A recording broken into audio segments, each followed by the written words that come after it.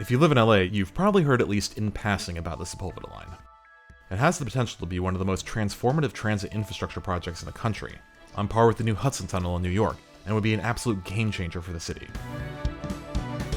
The Santa Monica Mountains are beautiful, but in terms of getting around, they're a particularly pesky bit of geography. If you're not from LA, and I know some non-Angelinos are watching this, a quick primer. The bulk of LA lies down here in the basin, but a huge amount of people live up here, in the San Fernando Valley. So many, in fact, that if the valley were its own city, it would be the 5th largest in the US. So, as you can imagine, the amount of people moving from one side to the other on a given day, it's a lot. The problem is, west of Glendale, there are only 2 wide passes to get from one side to the other, the Cahuenga Pass and the Sepulveda Pass, along with a handful of narrow canyon roads. Both passes contain a surface street and a freeway. The Cahuenga Pass has Cahuenga and the 101, and the Sepulveda Pass has Sepulveda and the 405. The Cahuenga Pass also has a transit connection, the B or Red Line, while the Sepulveda Pass, despite the 405 being consistently listed as the or among the most congested freeways in the entire country, does not. Until now. Well, okay, until maybe 10 years from now.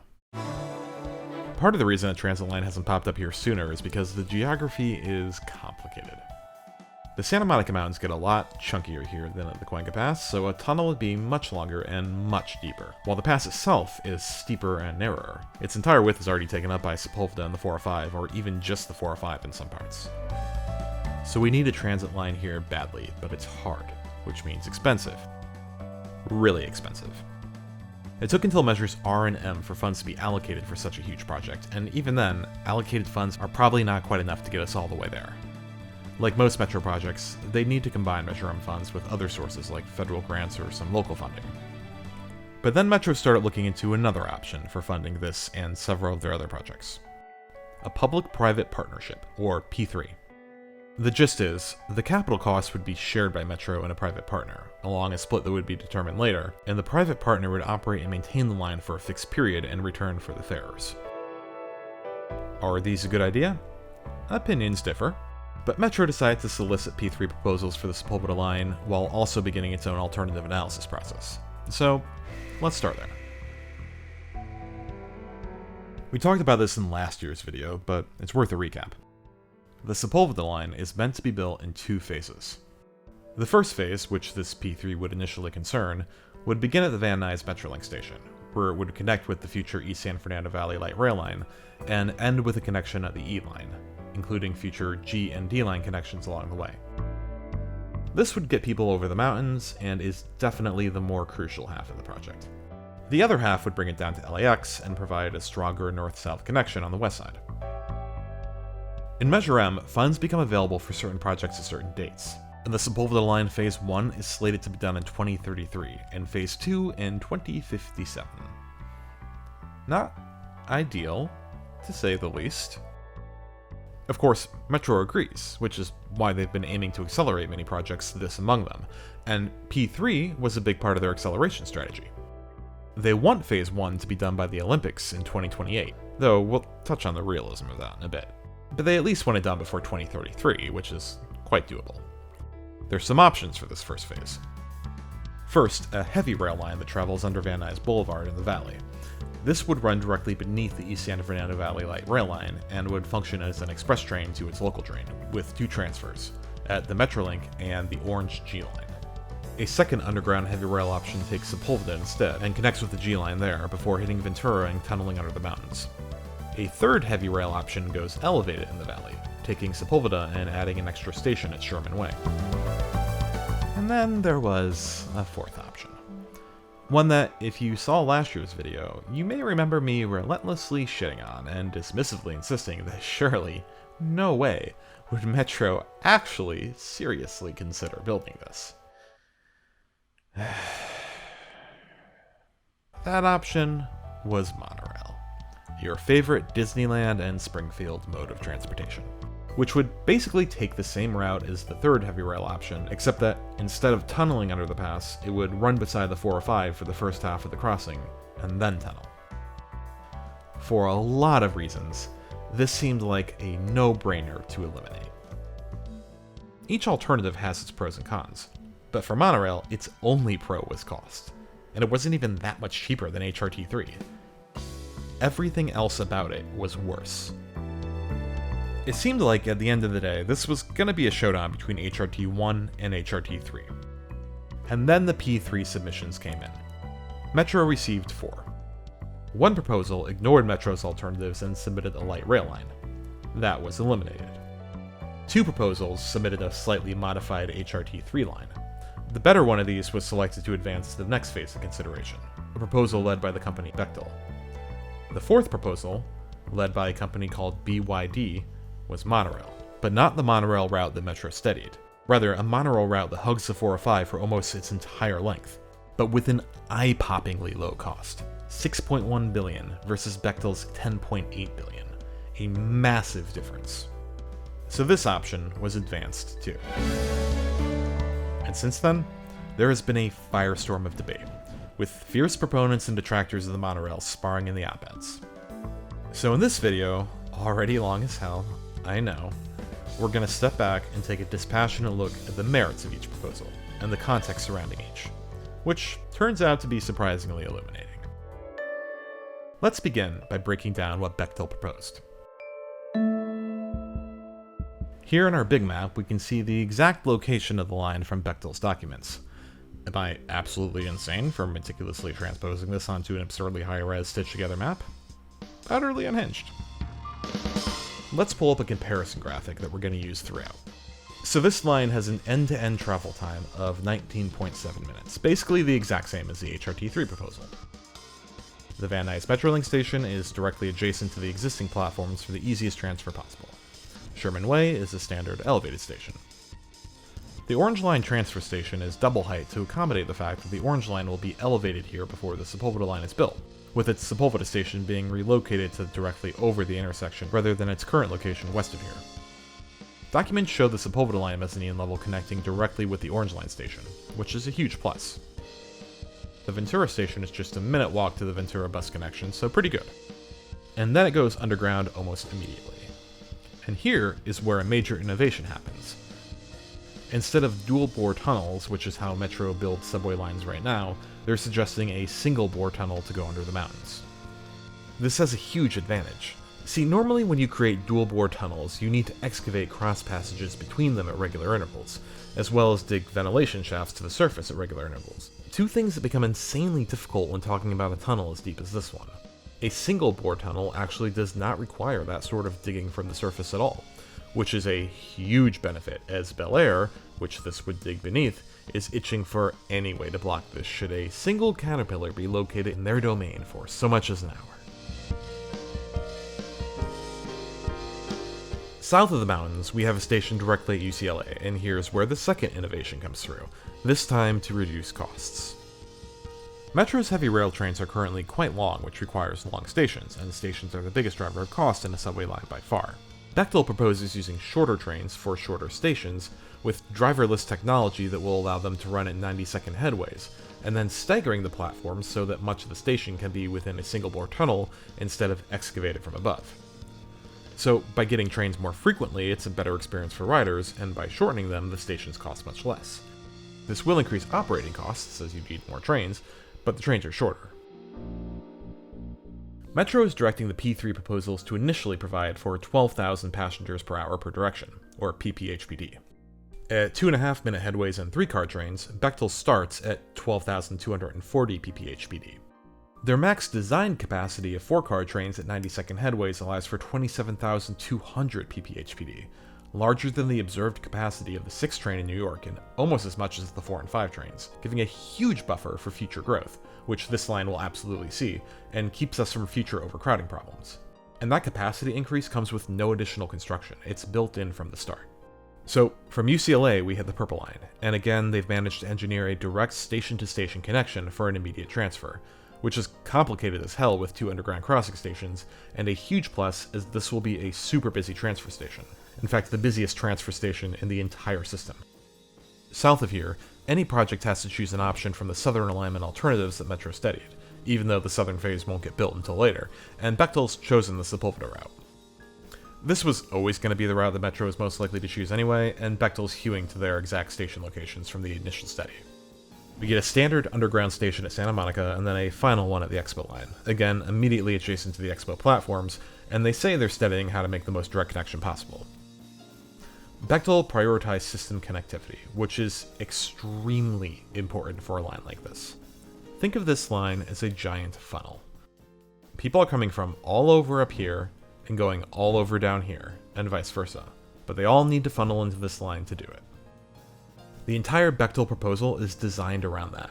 The cost, at $10.8 billion, is high, but exactly in line with the $9.9 to $12.2 billion estimate that Metro gave for HRT3. As far as timeline, Bechtel says it can have the valley portion open by the Olympics, which is definitely realistic, but wouldn't be able to get it over the pass before then. It does seem to say that construction would finish in 2028, so that seems to imply full operations by 2029, though it's a little murky and that does start to sound maybe a bit aspirational. Now, let's take a look at BYD's Monorail. The first thing we notice, mapping it out from top to bottom, is that they've designed it all the way out to LAX. Why? Because they're offering two basic alternatives, with a further option we'll hit in a minute. The first proposal is the Van Nuys Metrolink to the Expo Line, which is what Metro asked for, which BYD says will cost $6.1 billion. The second is the Orange Line to LAX, which BYD says will cost $7.5 billion. Both options say they can be completed by, quote, 2028 to 2030, which, when you offer a range like that, it just means the back end of the range, let's be real, 2030. So not by the Olympics in the same general timeline as Bechtel. But wait, we could get the train to LAX by 2030 instead of 2057, and for less than the cost of Bechtel's northern half? People are losing their minds over this. I mean, that's legitimately unbelievable. As in, I don't believe it. But hold on. We'll start by going back to the funnel. This line has to be able to collect people effectively on either side of the pass, as well as deliver them from one side to the other. A lot of people are going to be coming from all over the valley to this line. Initially, Metro had studied 6 concepts for this route that were cheaper and more direct, connecting with the future East San Fernando Valley line either at the Orange Line, like BYD's LAX Phase 1 concept, or just above it. But all of those were eliminated when it was found that each one would cause so many people to funnel into the Sepulveda Line that it would push the ESFV line at or over capacity immediately. And the only way to relieve capacity while preserving the local nature of the ESFV line was to push the transfer station up to the Metrolink station. They've already determined that there's no way this could work. The system would buckle. So this Phase 1 LAX option, while generating a ton of buzz, was always going to be a no-go.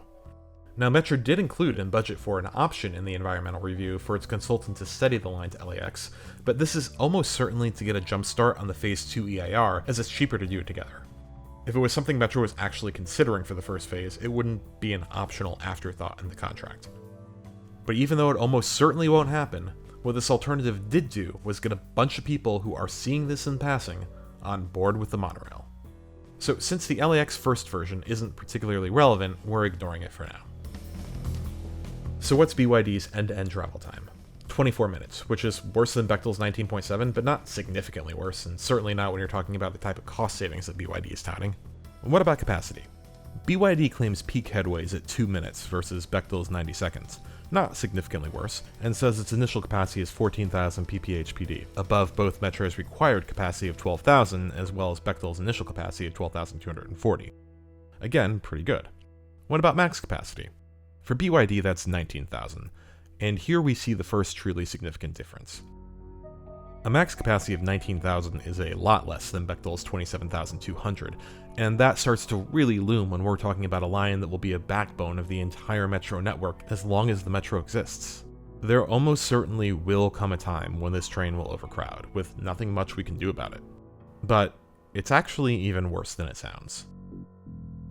Remember how Bechtel's increased 27,200 capacity comes from running longer trains at shorter headways, and that the platform length for those longer trains is already built into that $10.8 billion cost?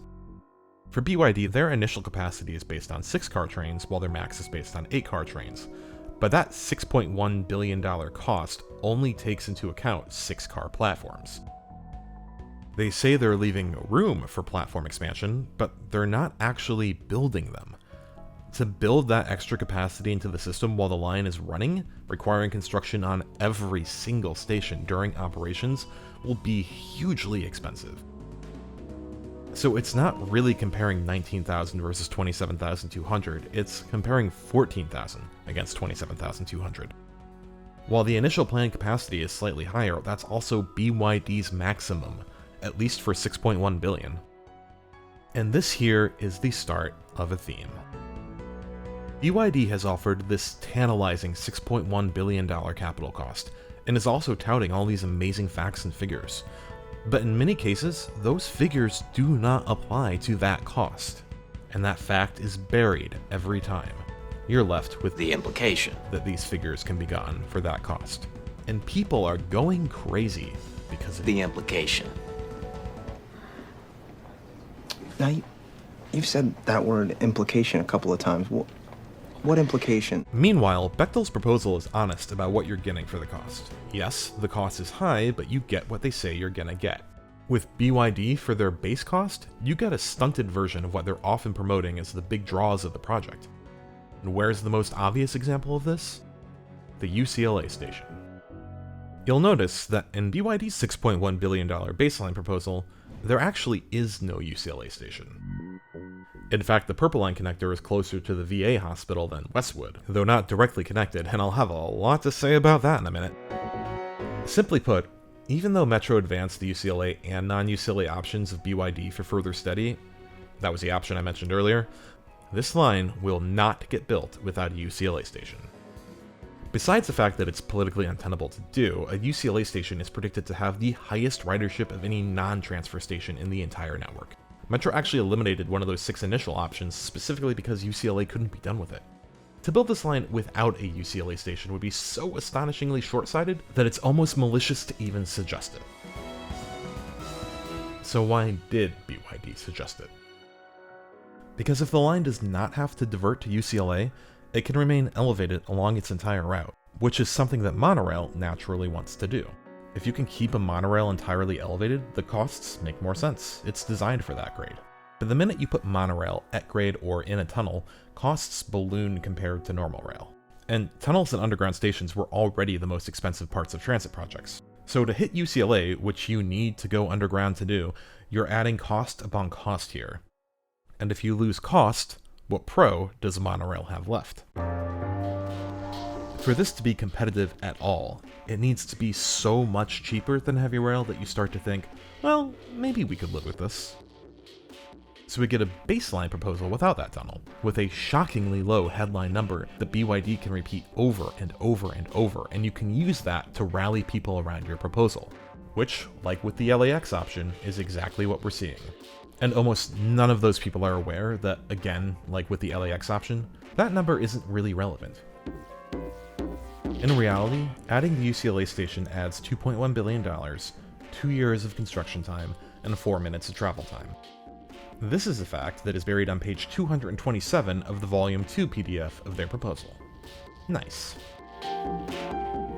We can see things starting to look worse and worse for the monorail. And we haven't even looked at the line itself yet. So let's start. Van Nuys Metrolink? It's basically in the same place as Bechtel, no issues. We follow the line along the Metrolink tracks, again pretty much in the same place, but instead of turning onto Sepulveda, the line continues here until it runs beside the 405. That's presented as one of the main benefits of this line. The 405 is already a visual blight, so putting the line here quarantines it to an already blighted area, a gift to Sherman Oaks homeowners who are up in arms about HRT3, and thus Bechtel. Essentially, they're saying, we'll keep this line out of sight. But train lines in the middle of freeways are not useful and not pleasant. Anyone who's taken the C line can attest to this. They're absurdly loud, polluted, and crucially, rarely near where transit riders want or need to go. BYD claims that the loudness and pollution issues aren't relevant because, unlike the C line, the stations themselves are not actually in the median of the 405, although much of the line is. The stations in the base line are all beside it, which starts to feel like an academic distinction. The pollution a few yards to the left is not significantly better, the noise is not meaningfully reduced. And several of these beside the freeway stations are actually in between the freeway and the exit ramp, which is almost the exact same thing as putting them in the middle of the freeway. And then there's the viability. See, Metro staff actually warned very early on that putting a rail line in the 405 median over the pass was hugely problematic, as it violated Caltrans design guidelines, and Caltrans doesn't take shit from people. There's a lot of hand-waving of these Caltrans issues away in BYD's proposal. For example, when discussing how this violates site guidelines, they say, well, the 405 already violates some of its own guidelines, so it shouldn't be a problem, plus the monorail only violates them a teeny bit, except this one part that violates them more, but most of it's a teeny bit. And where it runs beside the 405? Well, Caltrans insists that the space beside the freeways where BYD wants to put all of its stations, and some of its line, remain freed up for future expansion. It was partly the headache of dealing with that fact that killed off the State Road 60 route of the East Side Gold Line. They insisted on extreme mitigations that would have worsened the line and raised the cost. They've already come up against Metro on this issue, and Caltrans did not fold. On one hand, all this seems like it'll work itself out. If Caltrans won't let them build it, they won't let them. But again, they were still allowing Metro to build the State Road 60 route, just with really expensive, insane mitigations, and the strong likelihood is that Caltrans will insist on that again. In fact, there is a tiny section where BYD admits mitigations will probably be required, but it really brushes over them without any consideration of cost. Tangent. Remember when Elon Musk proposed the LA to San Francisco Hyperloop in the median of the 5 freeway for $6 billion? For the cost of the entire hundreds of miles route between the two cities? Because he was like, oh, it's government property, we don't need any acquisitions, should be easy to build in the median. And he was roundly mocked by anyone who's taken even a 101 course in urban planning or civil engineering or god, a fucking high school algebra class. Yeah, in my opinion, that's not all that far off from what's happening here. And look, costs aside, how happy do you think the entire city of LA is going to be about years more construction on the 405? Even if side-running monorail wouldn't cause a disruption, this is how much of it is in the median or crosses lanes down to LAX. Yeah, people are just gonna fucking love that. Deep breath. Okay, let's keep going. So the next station is Sherman Way. This is our first freeway-adjacent station, an 8-minute walk from Sepulveda and its bus connections. Remember the funnel? Already here, we're starting to have issues funneling people in. If the connection is difficult and takes longer, less people are going to use the line. Next, the Orange Line connection station. Here's a rendering. Think back to what I said earlier about the Orange Line connection for Bechtel. Look at this picture and see if something doesn't feel right. Is it this crazy, windy connection structure between the monorail and the Orange Line? That's not great, but no. Is it the fact that they tried to hide the 405 by painting a bunch of trees in? Kinda funny, honestly, but no. That's not where the Orange Line station will be. Before this line will be built, Metro is relocating the Orange Line station to Sepulveda, where it will be grade separated and far more useful. This monorail station right here is a 6-minute walk from it. That is an insane distance to walk for what is supposed to be a connection station. That's closer to the edge of the typical half-mile zone of service for a station, where people are expected to walk en masse to the station to use it. Hell, even Skyrail's own graphic shows it outside its quarter-mile walking radius. An actual connection should be less than a damn minute, almost immediate. And the kicker? This connection, drawing people in from all across the valley, is predicted by Metro to have more boardings than the current 7th Metro station. If you've ever gotten on at 7th Metro when it's busy, imagine all those people and more being forced to walk 6 damn minutes to another station just to make their connection. There's no way they wouldn't have to build a new extra Orange Line station actually at the monorail station. Is that cost built into this? Of course not. The current Orange Line station is halfway between here and Sepulveda, and keeping the current one along with the future Sepulveda one with buses stopping so soon again, but still making people walk half that distance to the monorail would just be somehow even worse. The most insane thing is that it seems like BYD wasn't even aware of it. Bechtel calls it out multiple times, along with other things will be different by the time the line is actually built. The other proposals that weren't chosen do the same. And this isn't the only time BYD seems almost hilariously clueless about the system they're planning to connect with. In this map about system connectivity, The Metrolink San Bernardino line is shown as the northern half of the Gold Line, the Metrolink Riverside line is shown as the southern half, and the A line ends when it hits Expo for some reason. Now, this may be a bit unfair. This could just be a clueless graphic designer that screwed this up and no one caught it. But combined with other things like the orange line mistake, it suggests a very superficial understanding of the system it's trying to integrate with, and an alarming lack of even the most basic due diligence. It doesn't exactly inspire confidence in their anything. Let's move down to the next station, the 101 station. This is in place of a station at Ventura, a major artery with transit connections and destinations people will want to visit and housing people will be coming from, you know, where things are. They opted instead for a station at the intersection of two freeways, exactly where transit riders want to end up. Cool! This one is a 9-minute walk to Ventura Sepulveda, and it's blocked by the freeway from serving anything to the west. It serves really a single destination, the Sherman Oaks Galleria, which honestly says a lot more about the people designing this and their degree of transit dependency that they think, well, yeah, if it's gotta serve one place, an upscale mall. I mean, that's where I'd want to go. Then there's a stop at the Getty. Wait, Bechtel doesn't have a station at the Getty. Neither did Metro's alternatives. This is new, and good, we love the Getty. You're waiting for the but. There's no but. Yeah, that's a lie, there's a but. Let's look at the area served here. There's a museum, there's nothing, there's a freeway, nothing, a temple, nothing, so here, nothing. This station serves literally just a museum and a temple. An entire rail station just for that. Not for the museum, temple, and neighborhood around it, just that. Its ridership will be absolutely abysmal.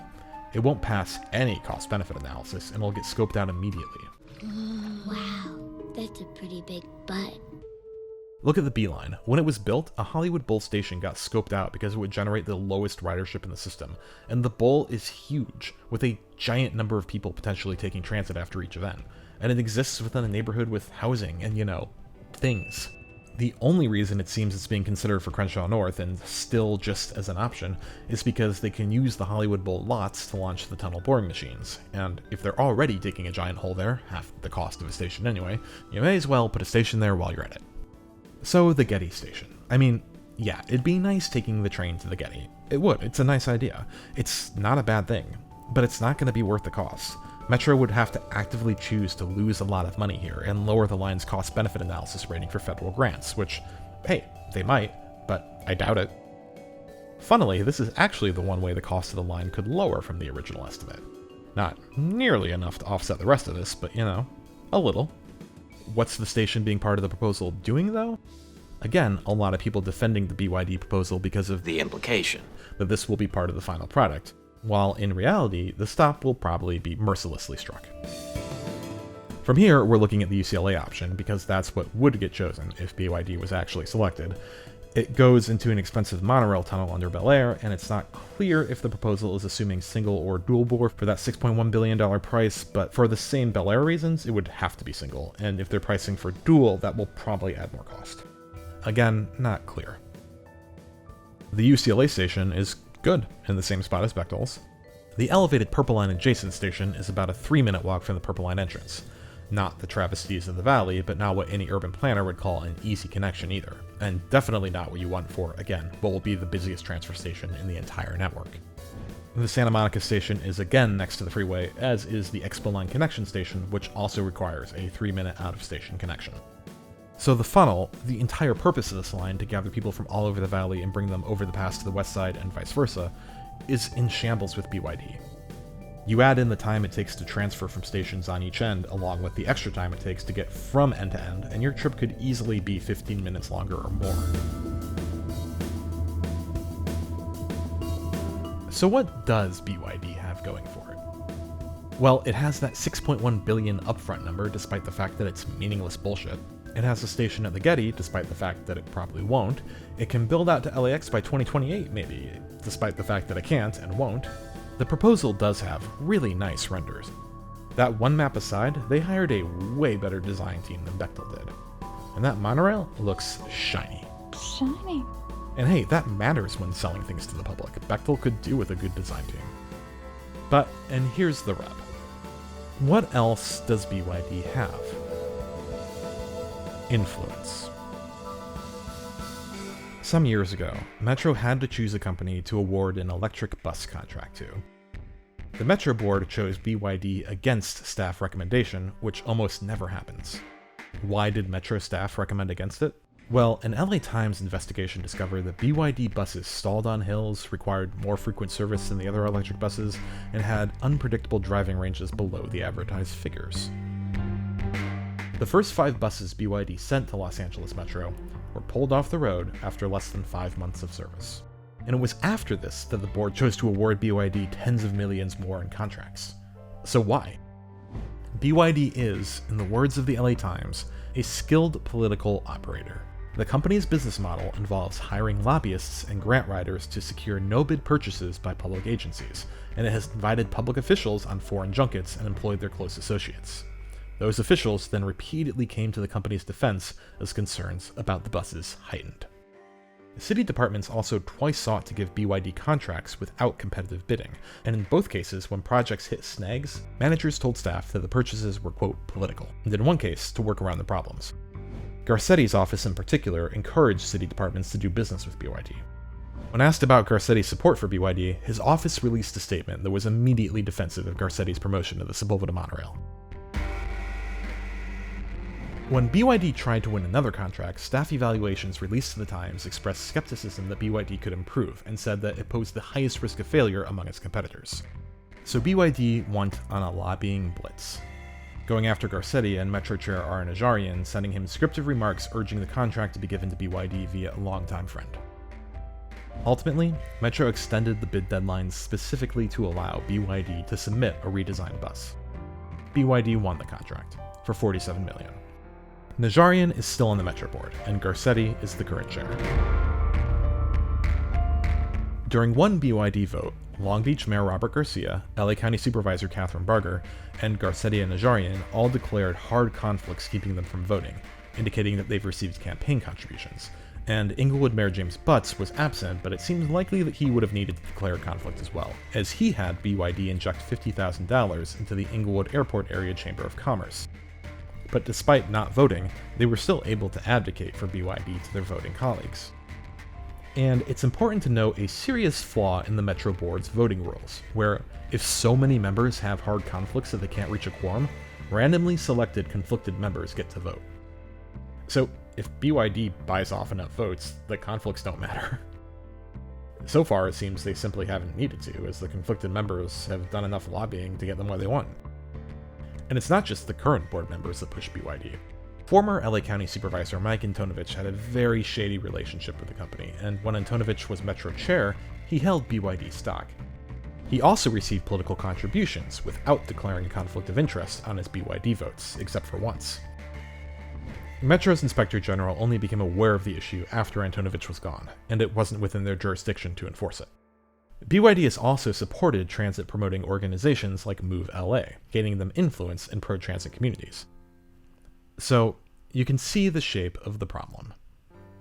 Is there any good news here? Well, Metro staff released a report acknowledging that they're aware that contractors have been purposefully submitting low bids to win contracts and then racking up change orders, leading to Metro getting fleeced on 2 projects in particular, which they did not specify but which are totally Crenshaw and the Regional Connector. And this is clearly what BYD is aiming to do as well. And actually even worse, because at least when Crenshaw's finally done, it's gonna work. And it's not like the Metro board members who would vote for the monorail don't know this. It's that they don't care. It doesn't matter to them if the county gets fleeced 10 years down the road, if it gets stuck with a shitty line that costs way more than BYD says. It's not like they'll ever have to take the train. It's not like it's their money. They got their money when BYD made campaign contributions. All they need is the political cover to vote for it. And that very artificially low $6.1 billion bid gives them exactly that. So finally at the end here, let's fully recap that bid. We'll ignore the LAX first option, it's basically already out. You've got a $6.1 billion baseline, but add on $2.1 billion for UCLA, along with 2 years of construction time and 4 minutes of travel time. So now at 8.2 billion, we'll add on unspecified amounts, but likely very high for each, for the mitigations that Caltrans will almost certainly require, if they allow it at all, along with the platform extensions to get it to a remotely usable capacity for the future, because I cannot imagine Metro actually allowing its max capacity to be so low. I honestly think that gets it to at least 10 billion already, and that's ignoring the fact that they clearly didn't plan their system integration well, because they don't even understand the system they're integrating with. So I think even that number is likely a lowball, because we gotta add things like a new Orange Line station. And for that essentially even price to Bechtel, you get a line that takes 8 to 9 minutes longer, won't be completed until later, still has a far lower peak capacity that will probably lead to overcrowding, and has such comically terrible station locations and system connectivity that it will be an absolute nightmare to use for anyone that needs to use it. This falls directly in line with their pattern of behavior of misleading costs and underperforming products. And look, I'm not some Bechtel shill here either. I question whether a P3 is even the right move at all. Metro advanced not only BYD and Bechtel to the next phase of steady, but also HRTs 1 and 2. I think aiming for HRT 1 or 3 without Bechtel's P3, with federal funds making up the cost difference instead of a private partnership, is both possible and preferable. And the P3s can lead to a lot of subsequent problems that aren't worth the trouble. But this video is already so damn long that diving into all of that is probably just a tad too much. So, what can we do here? Well, first, shout it from the mountaintops. Make sure that anyone and everyone who has a passing interest in this line and has seen the eye-popping numbers that BYD put out knows what's actually behind them. Make sure that the politicians on the Metro board know that we know what's really happening here. Make it politically untenable for them to vote to give BYD the Sepulveda contract. The good news is, there's plenty of time to turn up the heat. This is such a high-profile project, unlike BYD's electric bus scheme, that you have to think there's no way they can get away with it. But our politicians here seem to be relentlessly shitty, finding new and exciting ways to disappoint us, so, who can say? In the end, to summarize, The Simpsons did it first.